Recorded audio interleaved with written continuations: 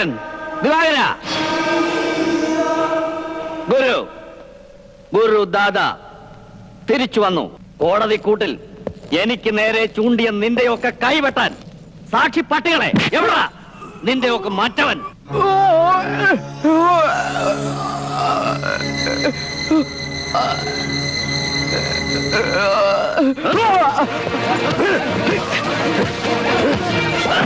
പറയടാ, എവിടെ ഉണ്ടവൻ? എനിക്കറിയില്ല. നിനക്കറിയാം.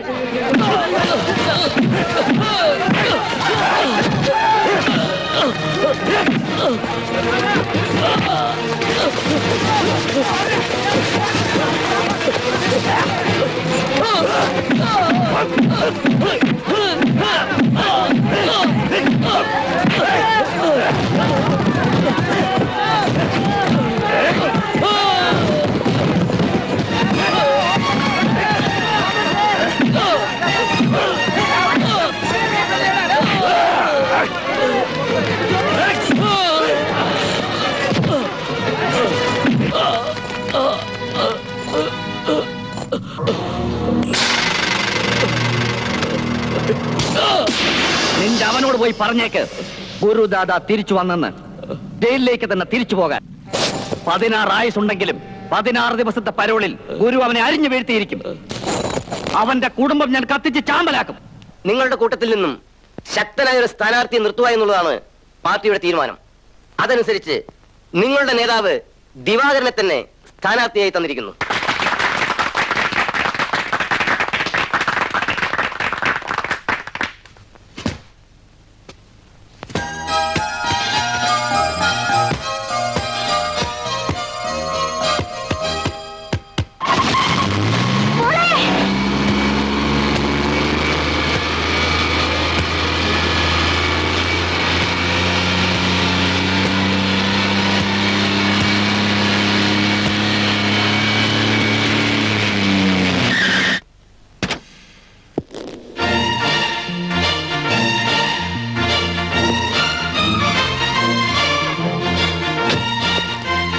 ഭാഗ്യം, കുട്ടി രക്ഷപ്പെട്ടു.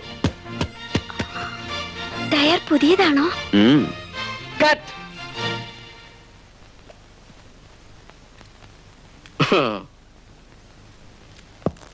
മിസ്റ്റർ വിഷ്ണു, നിങ്ങളെ നിങ്ങൾക്കറിയില്ല.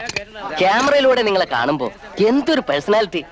വല്ല സിനിമയിലും കയറി പറ്റാൻ നോക്ക്, സൂപ്പർ സ്റ്റാർ ആവും. സൂപ്പർ വാങ്ങണ്ട, സ്റ്റാർ വാങ്ങണ്ട. ഇതിന്റെ കാശ് കിട്ടിയിട്ടുണ്ടെങ്കിൽ വാടക കുടിച്ച് തീർക്കായിരുന്നു. കാശ് ഞാൻ നാളെ തന്നെ എത്തിച്ചു തരാം. പോകാൻ കാർ റെഡിയാണ്. അപ്പോ ഈ കോട്ടും സൂട്ടൊക്കെ ഞാൻ കൊണ്ടുപോവാം. ഇത് വിറ്റെങ്കിലും വാടക തീർക്കാമല്ലോ. നോക്കാം. അങ്ങനെ ഒരു അട്ടകാശം വിളിക്കുന്നു വെച്ച് ഇതെല്ലാം കൂടെ കെട്ടിപ്പെറുക്കി വലയിടത്തും പോയി ഒളിച്ചു താമസിക്കാൻ എന്നെ കൊണ്ട് പറ്റിയില്ല. നമുക്കൊരു പ്രതിഷേധ യോഗം കൂടിയാലോ? നിങ്ങൾ എന്താണ് പറയുന്നത്? പ്രതിഷേധ യോഗമോ? പ്രതിഷേധം യോഗങ്ങളിൽ മാത്രം പോരാ. പ്രതിഷേധിക്കാനുള്ള മനസ്സും കരുത്തും ഉണ്ടായിരുന്നെങ്കിൽ അബുവിനെ തല്ലിച്ചതച്ചപ്പോ ഒറ്റ കെട്ടായി അവനെ അവിടെ അടിച്ചിടണമായിരുന്നു. ആരെ അടിക്കാനും പോണ്ട, പിടിക്കാനും പോണ്ട. അന്നേ ഞാൻ പറഞ്ഞല്ലേ ഇതിലൊന്നും പോയി തലയിടരുതെന്ന്. നീയൊന്നും മിണ്ടാതിരിക്കേ. നിന്നെപ്പോലെ അമ്മയുടെ മാനം കാക്കാനാ ഞാൻ സാക്ഷിക്കൂട്ട് കയറുന്നത്. അതൊരു തെറ്റല്ല. അതിന്റെ പേരിൽ എനിക്ക് എന്ത് സംഭവിച്ചാലും എനിക്കൊരു പ്രശ്നവുമല്ല. നിങ്ങൾക്കത് പറയാം, എനിക്ക് പ്രശ്നമാ. ദേ, ഇവളുടെ മുഖം കണ്ടോ നിങ്ങള്? എന്നാ നിങ്ങൾ ചെല്ലേ. അബുവിന്റെ കൂടെ ആശുപത്രിയിൽ ഇരിക്കാൻ ആരെങ്കിലും വേണ്ടേ? ആ, ഞങ്ങൾ അങ്ങോട്ടാ. അതെ, വഴക്കിനും ബഹളത്തിനും ഒന്നും പോകരുത്. ഇലക്ഷൻ തീരുന്നവരെ നമ്മുടെ ഭാഗത്തു നിന്ന് ഒരു പ്രശ്നവും ഉണ്ടായിരുന്നു. അച്ഛനെ എന്തെങ്കിലും ചെയ്യോ അവര്? അയ്യേ, അച്ഛനെ ആരും ഒന്നും ചെയ്യൂല മോളെ.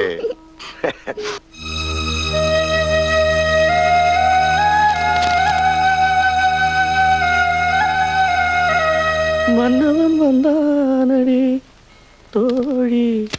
എന്താണ് സാർ മുഖത്തിനൊരു വാട്ടം? അമ്മയുടെ കത്ത് വന്നു. ഓഹോ, വീട്ടിലാകെ പ്രശ്നമാണ്. വീട് ജപ്തി ചെയ്യുന്നാ പറയുന്നത്. ഞാൻ എന്ത് ചെയ്യാനാ? ആ പരസ്യചിത്രക്കാര് കാശും കൊണ്ടുവരാന്ന് പറഞ്ഞിട്ട് അവന്മാരും കാണുന്നില്ല. നീ വിഷമിക്കാതെ, ഇന്നുകൊണ്ട് നീ ഒരു നടനാകും. അപ്പൊ സാമ്പത്തിക പ്രശ്നവും തീരും. TV സീരിയൽ അല്ലേ? എന്താ പിടിച്ചില്ലേ? കാശ് പോലും കിട്ടുകയാണെങ്കിൽ അമ്മയ്ക്ക് അയച്ചോട്. പാവം അമ്മച്ചി. ഒരു പടന്റെ വേഷമാണെന്ന് മന്നവൻ പറഞ്ഞു. പഠനം? ആ, പിന്നെ അല്ലാതെ. ഹീറോ ആയിട്ട് അവര് വേറെ ആമ്പിള്ളേരെ ഫിറ്റ് ചെയ്ത് കഴിഞ്ഞ് നമ്മുടെ മന്നവന്റെ ബാങ്കിൽ നിന്ന് ലോൺ കിട്ടാൻ വേണ്ടി ഇവൻ റെക്കമെൻഡ് ചെയ്തോണ്ട് നിന്നെ ഒരു പഠനെങ്കിലും ആക്കും തീർച്ച.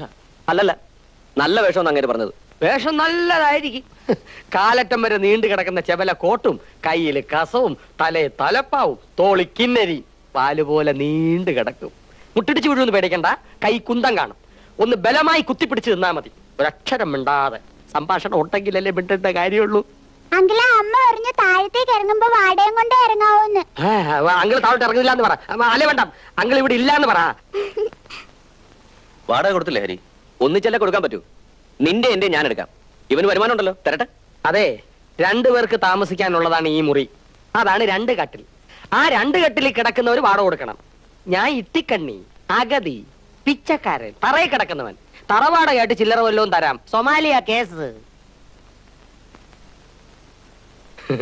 ജനിക്കുന്നെങ്കിൽ ഇങ്ങനെ ജനിക്കണം, ഒന്നും അറിയണ്ടല്ലോ.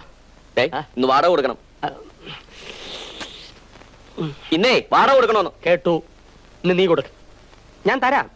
നിന്നാണോ ഞാൻ തരാം.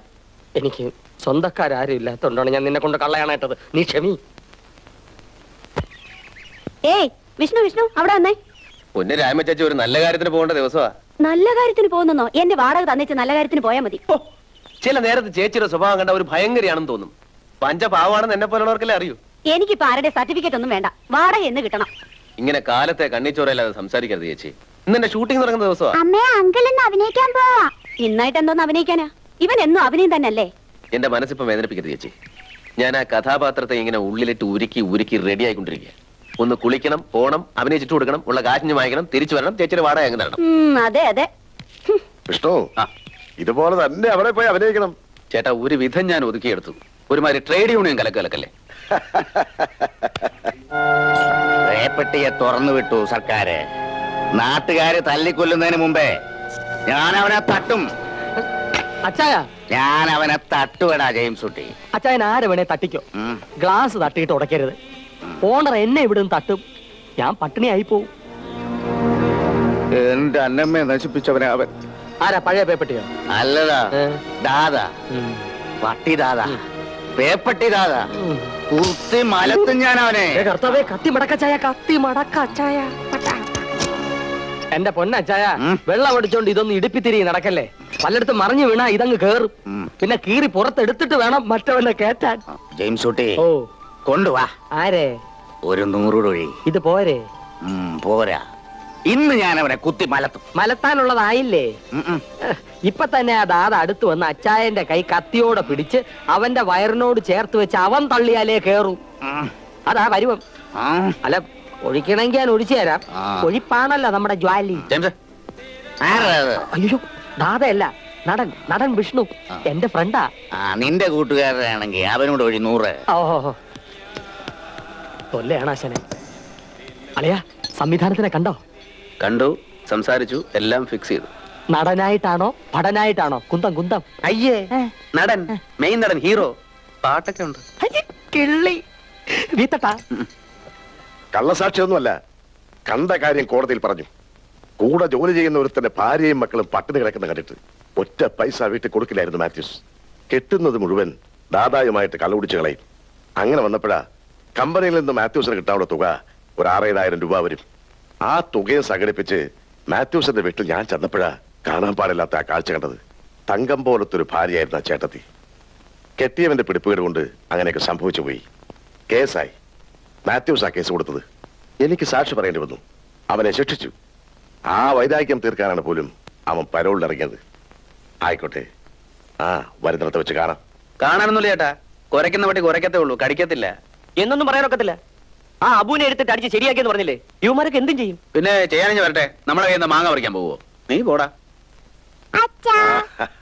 കേട്ടോ വിഷ്ണു, ഇന്ന് മോൾ എന്നോട് ചോദിക്കുക അയാൾ അച്ഛനെ വല്ലതും ചെയ്യുമോന്ന്. അയാളെ മോൾ അച്ഛനെ ഒന്നും ചെയ്യില്ല. കൂടി വന്നാ മോൾ അച്ഛനെ അയാളെ എണ്ണ തേപ്പിച്ച് കുളിപ്പിക്കും. കൂടെ മോള് എണ്ണ തേച്ചൊന്ന് കുളിച്ചോ, ബാലഗോപാലനെ എണ്ണ തേപ്പിക്കുന്ന പോലെ. ഞങ്ങൾ ഇറങ്ങട്ടെ. ബാലഗോപാലനെ എണ്ണ തേപ്പിക്കുമ്പം പാടടേ. വെള്ളം വാരി കുടിപ്പിച്ച് ചില്ലറ വാങ്ങി. അയ്യയ്യേ, നിർത്തല ജെയിംസേ, ബസ് സ്റ്റാൻഡിൽ പിച്ചക്കാർ കാശുണ്ടെന്ന പോലെ ദാരിദ്ര്യം. അവന് ദിവസവും കിട്ടുന്നുണ്ടല്ലോ ടിപ്സ് ബാറിന്ന്. അത് എണ്ണി തിട്ടപ്പെടുത്തി പെട്ടി വെച്ച് പൂട്ടിയാലേ കടുത്തുരുത്തി ജെയിംസ് അച്ചായൻ ഉറക്കം വരത്തുള്ളൂ. എടേ മന്നവാ, ഞാൻ പിച്ചക്കാരൻ എണ്ണും. നീ വലിയ പിച്ചക്കാരൻ. കോട്ടും സൂട്ടും ഇട്ട് ബാങ്കിൽ ഇരുന്ന് നോട്ടുകൾ എണ്ണും. പക്ഷേ അത് സ്വന്തം പോക്കറ്റിൽ കയറ്റാൻ പറ്റില്ല, പണി പള്ളിപ്പുറത്ത് പോകും. ഇത് സ്വന്തം പോക്കറ്റിൽ കയറ്റാം എങ്കിലേ നാളെ ഇദ്ദേഹം ഷൂട്ടിങ്ങിന് പോകുമ്പോ വല്ലോ മാച്ച് ഞാനൊക്കത്തുള്ളൂ. ആ ഇത്തവണയും കല്യാണം വേണ്ട എന്ന് എഴുതിയിരിക്കുകയാണോ? വാചകം ഒന്ന് മാറ്റി മന്നവാ. കല്യാണം വേണം എന്നെഴുത്. എങ്ങനെ എഴുതും? നീ ചില്ലറ ഉണ്ടെങ്കിലും ജീവിക്കും. ആ ഉവ്വ്. വേറൊരുത്തനൂടെ ഉണ്ടല്ലോ, പേര നിറഞ്ഞ് ദാദാ, ദാദാ വിഷ്ണു ദാദാ. ദാദേ ദാദേ ഇവനാ പാവം. നീ അവനെ ഊരാടെ നീ അറിഞ്ഞില്ലേ? താഴത്തെ ദിവാരേട്ടനെ ദാദാന്ന് പേരുള്ള ഏതോ റൗഡി വെട്ടുമെന്നും അടിക്കുമെന്നൊക്കെ പറഞ്ഞു. അവൻ വരികയാണെങ്കിൽ അടിച്ച് നിരത്തിയേക്കാമെന്ന് ഏറ്റിട്ട് വന്നിരിക്കുക ഈ ദാദാ. നീ അവനെ കണ്ടിട്ടില്ലല്ലോ? കാണണ്ട. കണ്ട 7 ദിവസം പനി പിടിച്ച് കിടക്കും. പിന്നെ മരുന്നിന് ചില്ലറ ഞാൻ തപ്പേണ്ടി വരും. നീ കാണണ്ട മോനെ. പൊന്നു മോനെ, വേണ്ടാത്തതിലൊന്നും ചെന്ന് ഇടപെടല്ലേ. അവര് തമ്മിൽ അടിക്കോ ഇടിക്കോ എന്ത് വേണമെങ്കിലും ചെയ്യട്ടെ. അത് കേട്ടപ്പോ മുതൽ ഇവിടുന്ന് താമസം മാറിയാലെന്ന് പോലും ഞാൻ ആലോചിച്ചോണ്ടിരിക്കുക. അരെ നിന്റെ വീട്ടിൽ ഇങ്ങനെ ഒരു പ്രശ്നം വന്നാ നീ എന്ത് ചെയ്യും? എന്റെ വീട്ടിൽ ഇങ്ങനെ ഒരു പ്രശ്നം ഉണ്ടാവത്തില്ലല്ലോ. ഉണ്ടായാലോ? ഉണ്ടായവൻ താമസം മാറ്റും. ദാദ അവിടെയും ചെല്ലും. അങ്ങനെ മാറി ദാദ മെഴുവി ചെവി ചെമ്പരത്തി പൂമ്പ് ഏതെങ്കിലും ബാങ്കിന്റെ നടയിൽ കിടക്കും മറ്റേത് വേണ്ടി വട്ടായിട്ട്. അളയാ നീ പറ, ദിവാരേട്ടൻ ഇങ്ങനെ ഒരു പ്രശ്നം ഉണ്ടാവുമ്പോ നമ്മൾ ധൈര്യം കൊടുക്കണ്ടേ? ധൈര്യം മാത്രമേ കൊടുക്കാവൂ, ഈ തടി കൊടുക്കരുത്. ഒരു വലിയ നടനായിട്ട് നാട്ടുകാർ ആരാധിക്കേണ്ടതാണ് ഈ തടി. ഈ തടിയിലെങ്ങാനും കയറിയ ദാദ പെരുമാറിയ തുരുമ്പ് പോലും കിട്ടുകയല്ല. ആട്ടെ, നാളെ പൊന്നുവൻ എപ്പോഴാ ഷൂട്ടിങ്? എപ്പോഴാ ഷൂട്ടിംഗ് എന്ന്? 8 മണിക്കല്ലാണ് പറഞ്ഞിരിക്കുന്നത്. എന്നാ 7 മണിക്കേ പോ, ഒരു ഇംപ്രഷൻ തോന്നട്ടെ. കാലത്തെ ഐശ്വര്യമായിട്ട് അമ്മയൊക്കെ മനസ്സിൽ വിചാരിച്ച്. അമ്മയും പെങ്ങളെ ഒന്നും മനസ്സിൽ കയറ്റാതിരിക്കാളിയാ. വീണ്ടും അമ്മയുടെ കത്ത് വന്നിട്ടുണ്ട്. വീട് ജപ്തി എന്നും പറഞ്ഞ് നോട്ടീസ് വന്നിരിക്കുക. എനിക്കൊരു എത്തും പിടിയും കിട്ടുന്നില്ല. നാളെ കൊണ്ട് എല്ലാ എത്തും പിടിയും കിട്ടും. കെട്ടായിട്ട് വാരാൻ പോവല്ലേ. ദേ പിന്നൊരു കാര്യം, എന്നെ പോലെ ചില്ലറ വാങ്ങിക്കരുത്, നോട്ടായിട്ട് വായിക്കണം. ഇവൻ എണ്ണിക്കൊള്ളും, അടിച്ചു മാറ്റാതെ ഞാൻ നോക്കിക്കൊള്ളാം. ഡ്രസ്സൊക്കെ അവര് തരുമോ വിഷ്ണു? പിന്നെ ഇന്ന് അളവൊക്കെ എടുത്തു. പിന്നെ എന്റെ കുറെ ജീൻസും ഷർട്ടും പെട്ടിയിലിരിപ്പുണ്ട്. ഞാനിപ്പോ ജീൻസ് ഉപയോഗിക്കാറില്ല. അതൊക്കെ എടുത്തിട്ട് നീ വിലസിക്കും. എന്താ എത്ര കിണി? പിന്നെ നാളെ പോകുമ്പോ എന്റെ ആ ലക്കി ഷർട്ട് ഇട്ടോണ്ട് പോയാൽ മതി. അങ്ങനെ അതിട്ടുണ്ട്. നീ ഒരു ഭാഗ്യ കുറി ടിക്കറ്റ് എടുക്ക്. അടിച്ചാ നിനക്ക് പാതി, എനിക്ക് പാതി. അടിച്ചില്ലേ നിനക്ക് നഷ്ടം. അടിച്ചാ ഉടമസ്ഥനൊന്നുമില്ലേ? നിനക്ക് ഞാൻ വെച്ചിട്ടുണ്ട് ചില്ലറ. എന്റെ വേളാങ്കണ്ണി മാതാവേ, ആ ദാതെ സ്വപ്നത്തിൽ പോലും ഒരു കാണിച്ചു കൊടുക്കരുതേ. ഉറക്കളം ചിരിക്കാതെ കിടന്നുറങ്ങാൻ നോക്ക്, മൂത്ത ഗ്ലാമർ പോവും. ഞാൻ ഒന്ന് മലക്കട്ടെ. ഇവിടെ മലക്കണ്ട, തറ മലന്നാ മതി. കർത്താവേ, തറ എപ്പോഴും തറ തന്നെ. ആ. എന്താ ചേട്ടാ രാവിലെ ഇഞ്ചി അടിച്ച കുരങ്ങനെ പോലെ പേപ്പറും വായിച്ചിരിക്കുന്നത്? പ്രചരണമൊക്കെ ആരംഭിച്ചു ചേട്ടാ. തുടങ്ങി വരുന്നു. നിങ്ങളത് നേരത്തെ റെഡിയായല്ലോ. ഞങ്ങളെക്കാ നേരത്തെ ഒരുത്തർ റെഡിയായി മേളിലിരിപ്പുണ്ട്. സൂപ്പർ സ്റ്റാർ വിഷ്ണു ആയില്ല ആവാൻ പോണു. ഇന്ന് അവന്റെ ഷൂട്ടിംഗ് തുടങ്ങുന്ന ദിവസമാണ്. ഒരു നല്ല കാര്യത്തിന് 3 പേരായിട്ട് ഇറങ്ങിയാലേ എന്നുള്ള അറിയാമല്ലോ. അതുകൊണ്ട് ഞങ്ങൾ രണ്ടുപേരും ആദ്യം ഇങ്ങി പോന്നു. സ്മോൾ എവിടെ? മോളെവിടെ? മോള് അവൾ ആകെ പേടിച്ചിരിക്കുക. ഇന്നലെ ഉറക്കത്തെ തന്നെ 2-3 പ്രാവശ്യം ഞെട്ടി എഴുന്നേറ്റു. അച്ഛനെ കൊല്ലുന്നേ എന്ന് പറഞ്ഞു. എന്റെ കർത്താവേ. ചേട്ടാ, ഞാൻ ഒരു കാര്യം പറയട്ടെ. ഇത് പോലീസിൽ അറിയിക്കണമെന്നാണ് എന്റെ അഭിപ്രായം. ഞാനും അത് ആലോചിക്കായിരുന്നില്ല. ഒരു ഇണ്ടാസ് എഴുതിയിട്ടേക്കണം, കിടക്കട്ടെ ഇവിടെ. അതുകൊണ്ട് വലിയ പ്രയോജനമൊന്നുമില്ല. എന്താ പ്രയോജനമില്ലാത്തത്? ആളിയാ മന്ത്രിമാരെ ഊണും ഉറക്കമില്ലാതെ ഇവരല്ലേ പൊതിഞ്ഞുകൊണ്ട് നടക്കുന്നത്. അങ്ങത്തമാർ ഇവിടെയെങ്കിലും ഒന്ന് അടങ്ങിയിരുന്നാലല്ലേ അവർക്ക് നമ്മുടെ കാര്യം നോക്കാൻ സമയം കിട്ടൂ. വിളനിലം വിളഞ്ഞോ നോക്കണം. കഞ്ചാവ് കാട്ടി വീരപ്പൻ കിടപ്പുണ്ടോ നോക്കണം. പൊട്ടുന്ന ബോംബാണോ പൊട്ടാത്ത ബോംബാണോ നോക്കണം. പൂയം കുട്ടി നോക്കണം. പള്ളി നോക്കണം. അമ്പലം നോക്കണം. ഇനി ഇത്രയും കാലം കണ്ടു കിട്ടാത്ത സുമാരക്കുറിപ്പിനെ നോക്കണം. പിന്നെ ഇതൊക്കെ ഒരു വിശ്വാസം രക്ഷിക്കുമെന്നാണ് പ്രമാണം. അതുകൊണ്ട് പോലീസുകാരൊക്കെ വിശ്വസിക്കാം. സാർ വന്ന് ആ കൈ തലയിലോട്ട് വെച്ചൊന്ന് അനുഗ്രഹിച്ചേ. നന്നായി വരട്ടെ. പിന്നെ ഇനിയിപ്പൊ രൂപയൊക്കെ ധാരാളം കിട്ടി തുടങ്ങുമ്പോ വാടക കൃത്യമായിട്ട് തരുമല്ലോ. രൂപ ആയി കിട്ടിയ പിന്നെ വാടക ഡബിൾ അല്ലേ ചേച്ചി? അല്ല, അത് പിന്നെ വേണ്ട പോലെ ചെയ്യില്ലേ ചേച്ചി?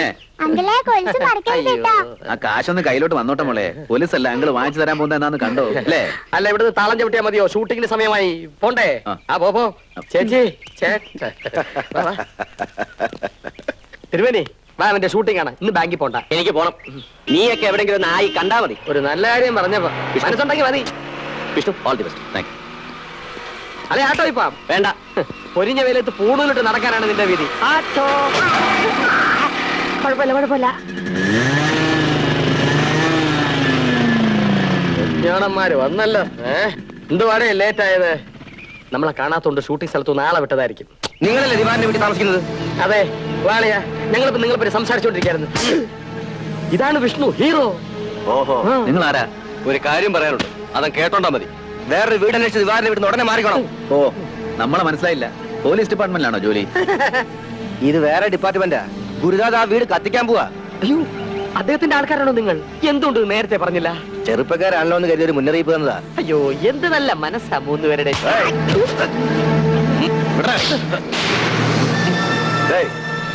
ഇപ്പൊ വേണ്ട, പിന്നെ എടുത്തോളാം. വിട്ടോ. നിന്നെ അവന്മാർക്ക് മനസ്സിലായി കാണില്ല. ടി വിയിൽ വരുമ്പോ മനസ്സിലാക്കാം. ഇനി ഇവിടെ നിൽക്കണ്ട, നമുക്ക് വലിയ അളയാ. നീ ടി വി സീരിയലിൽ അഭിനയിച്ച് സിനിമയ്ക്ക് അങ്ങനെ സിനിമയിൽ സൂപ്പർ സ്റ്റാർ ആവുമ്പോ ഒരുപാട് പത്രക്കാർ വരും. അവര് വരുമ്പോ നിന്നെ സിനിമയിൽ വളർത്തി വലുതാക്കിയത് ഈ കടുത്തുരുത്തി ജെയിംസ് ചാനൽ നീ പറഞ്ഞേക്കണം. ഓ, അല്ല, ആരാ അതിന്റെ നായകി? അറിയത്തില്ല. ആ, ഞാൻ നമ്മുടെ ബാറിലെ സിനിമ എടുത്ത് പൊളിഞ്ഞു പാളീസായ 2 പ്രൊഡ്യൂസർമാർ വരും. അവരോട് സംസാരിച്ച് ഞാൻ കിണ്ടി ചോദിച്ചു മനസ്സിലാക്കിയതാണ്. സിനിമ ഉയരണമെങ്കിൽ നടിമാരുടെ സഹായം വേണം. അതുകൊണ്ട് നീ നടിമാരുമായിട്ട് ആ ഗുലാം വേണം. അപ്പൊ അവരെ ബുക്ക് ചെയ്യാൻ ചെല്ലുമ്പം ഇന്ന നടനെ മതിയെന്ന് അവര് പറയും. അങ്ങനെ അവര് നിന്നെ ബുക്ക് ചെയ്യും. പിന്നെ വെച്ചടി കേറ്റമാണ് അളിയാ. കേറണ്ടളിയാ, ഇതിലൊന്ന് രക്ഷപ്പെട്ട് കിട്ടിയാൽ മതി.